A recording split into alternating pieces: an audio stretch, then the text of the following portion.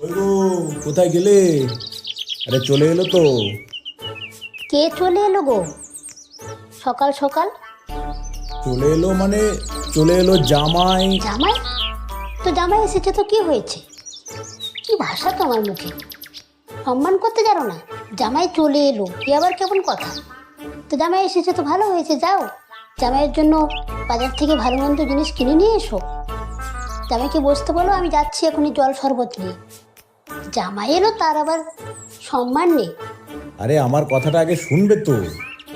আমি বলতে চাইছি জামাই ষষ্ঠী চলে এলো। আরে আমি তো পুরো কথাটাই শুনছি। তুমি তো আগে বলবে ভালো করে যে জামাই ষষ্ঠীকে নিয়ে এসেছে, মানে আমাদের মেয়েকে নিয়ে এসেছে। তুমি সেটা না বলে আর্ধেক আর্ধেক করে বলছো, তাহলে আমি কি করে বুঝবো বলো তো? এতদিন পরে আমার মেয়েটা এসেছে বাবা। এতদিন তো জামাই একা একাই আসতো, এবার একটু মেয়েটাকে নিয়ে এসেছে, আমারও ভালো লাগছে। যাও যাও, তুমি আর দেরি করো না।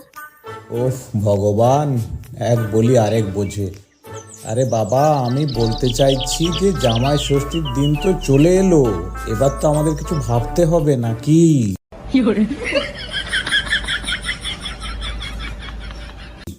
হ্যাঁ, এতক্ষণ থেকে তুমি জামাই ষষ্ঠী উৎসবের কথা বলছিলে?